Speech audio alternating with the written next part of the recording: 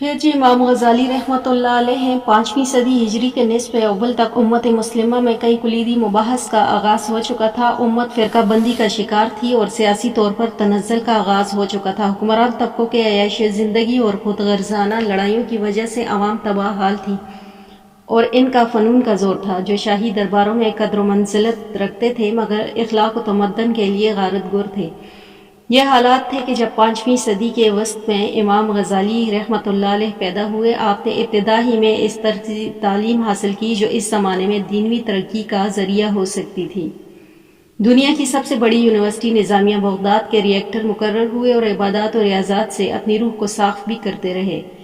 امام غزالی کے تجدیدی کام کا خلاصہ یہ ہے: نمبر 1، آپ نے فلسفہ یونان کا گہرا مطالعہ کر کے اس پر تنقید کی اور مسلمانوں کو بتایا کہ تمہارے عقائد دینی کا اثبات ان غیر معقولات کے التزام پر مقصر نہیں بلکہ اس کے لیے معقول دلائل موجود ہیں، لہٰذا ان چیزوں پر اصرار فضول ہے۔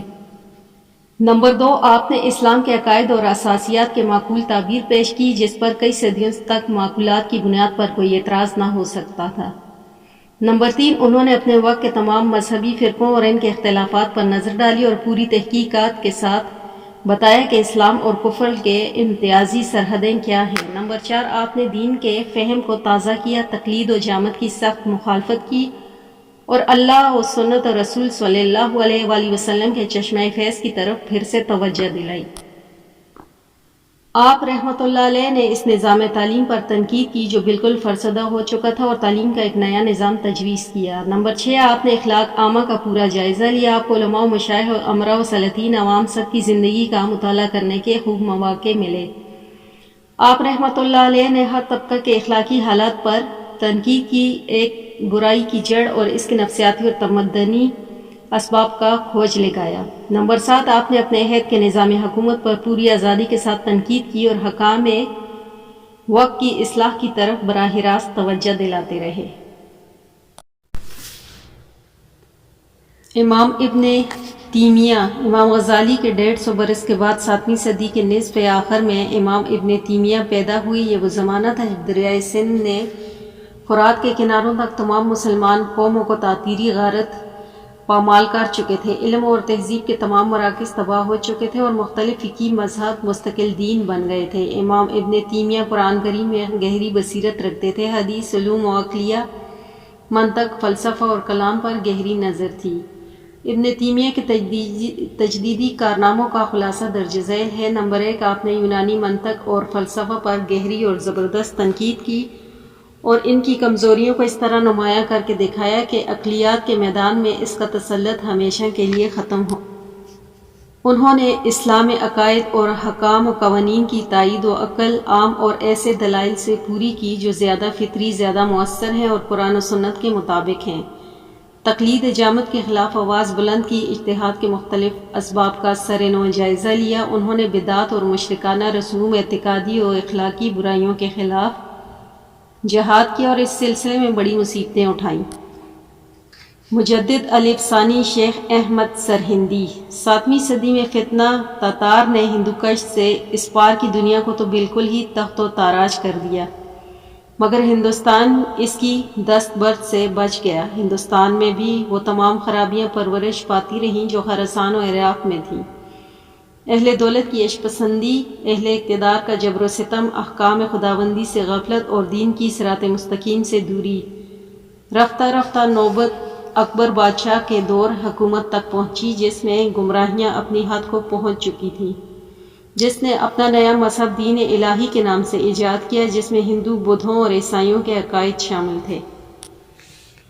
وحدت ادیان کا ایک مغلوبہ تیار کیا گیا اور سرکاری سرپرستی میں اس کی تشہیر کی گئی، جبکہ دوسری طرف عوام الناس میں جہالت و گمراہی پھیلتی گئی۔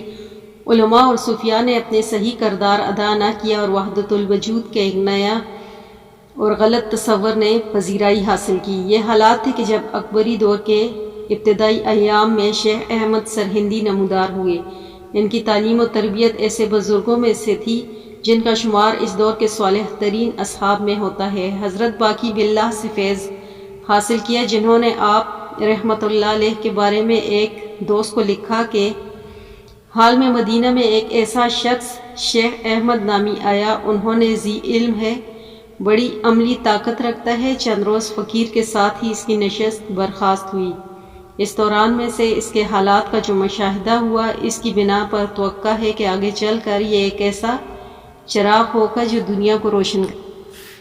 یہ پیشنگوئی پوری ہوئی اور آپ کی ذات اقدس سے دین الہی کے ان تمام بدعتوں کا خاتمہ ہوا جو درباری شریعت سازوں نے گھڑی تھی۔ حکومت و اعمال کی اصلاح کے ساتھ ساتھ آپ نے تصوف کے چشمہ صافی کو ان علائشوں سے، یہ جو فلسفانہ اور راہبانہ گمراہیوں سے اس میں سرایت کر گئی تھی، آپ پاک کر کے اسلام کا اصل اور صحیح تصور دیا۔ اتباع شریعت کی ایک ایسی تحریک کی اشاعت کی جس کے ہزارہا تربیت یافتہ کارکنوں نے نہ صرف ہندوستان کے مختلف گوشوں میں بلکہ وسط ایشیا تک پہنچ کر عوام کے اخلاق و عقائد کی اصلاح کی کوشش کی۔ یہی کام ہے جس کی وجہ سے شیخ احمد سرہندی کا شمار مجددین ملت میں ہوتا ہے، اور اسی وجہ سے آپ کا لقب مجدد الف ثانی ہے۔ 4.6 حضرت شاہ ولی اللہ۔ حضرت شاہ ولی اللہ ایک بڑے نازک دور میں پیدا ہوئے جب اسلامی حکومت کی بنیادیں اکھڑ رہی تھیں۔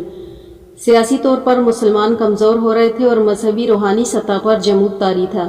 چنانچہ آپ رحمۃ اللہ علیہ کی ذات نہ صرف مسلمانوں ہندوستان بلکہ امت مسلمہ کے لیے حیات تازہ کا پیغام تھی۔ آپ نے اسلام کے پورے فکری، اخلاقی، شرعی اور تہذیبی نظام کو مرتب صورت میں پیش کیا، اور یہ وہ کارنامہ ہے جس میں وہ اپنے تمام پیشروں سے بازی لے گئے۔ قرآن، حدیث، فقہ، سیرت، شریعت، عبادات اور احکام قوانین سے متعلق آپ رحمۃ اللہ علیہ کی فکر اتنی راسخ، جید اور متوازن ہے کہ کئی صدیوں کے بعد آج بھی اس طرح تر و تازہ اور مؤثر ہے۔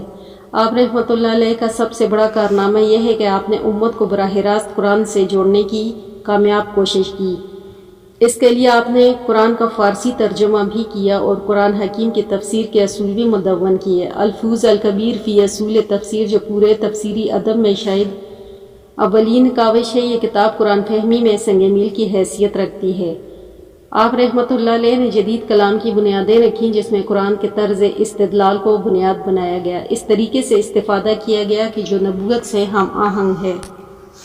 شاہ صاحب نے مسلم معاشرے میں پھیلنے والی برائیوں خرابیوں کو روکنے کی کوشش کی، ملک کے ایک طبقے کو پکارا، انہیں ان کا فرض یاد دلایا اور امر بالمعروف و نہی عن المنکر کی ذمہ داری ادا کرنے کی کوشش کی۔ مولانا شبلی نعمانی آپ رحمۃ اللہ علیہ کی شخصیت کے بارے میں بیان کرتے ہیں کہ ابن تیمیہ اور ابن رشد کے خود انہی کے زمانوں میں مسلمانوں میں جو بھی تنزل شروع ہوا، اس کے لحاظ سے یہ امید نہیں کہ کوئی صاحب دل و دماغ پیدا ہوگا، لیکن قدرت کو اپنی رنگینیوں کا تماشا دکھانا مقصود تھا۔ اخیر زمانے میں جبکہ اسلام کا نفس باز پسین تھا، شاہ ولی اللہ جیسا شخص پیدا ہوا جس کی آگے غزالی، رازی اور ابن رشد کے کارنامے بھی مانند پڑ گئے۔ حضرت شاہ صاحب کی بلند پایہ کتب سے آج بھی امت مسلمہ مستفید ہو رہی ہے، اور آپ رحمۃ اللہ علیہ کے خانزادے نے مسلم ہندوستان میں جہاں علمی فکری طور پر اسلام کے احیاء کے لیے کوشش کی، وہاں اس کے ساتھ عملی میدان میں بھی ملت کی حفاظت اور اس کے احیاء کے لیے جہاد کیا۔ برصغیر پاک ہند میں تحریک اسلامی کے آغاز و ارتقاء میں جو فکر کار فرما، وہ فکر ولی الہی ہی ہے، اور عالم اسلام کی تمام تحریکات اس سے مستفید ہو رہی ہے۔ پھر اس کے بعد حکیم الامت علامہ محمد اقبال رحمۃ اللہ علیہ ہیں۔ 20ویں صدی عیسوی کی ابتدا میں جبکہ امت مسلمہ مغربی استعمار کے خلاف برسر پیکار تھی اور آزادی کے حصول کی خاطر اپنی جانوں کا نذرانہ پیش کر رہی تھی، تو ایسے حالات میں امت مسلمہ کو ولولہ تازہ پیغام خودی اور میراث اسلام کا پیغام اقبال کے ذریعے پہنچا، جنہوں نے مغربی تہذیب و تمدن اور فکر و فلسفہ کا بہت قریب سے مشاہدہ کیا اور جو اس میں گہری نظر رکھتے تھے۔ چنانچہ آپ نے امت مسلمہ کے فکری احیاء اور اسلامی فکر کی تشکیل جدید کے لیے نمایاں خدمات سر انجام دی۔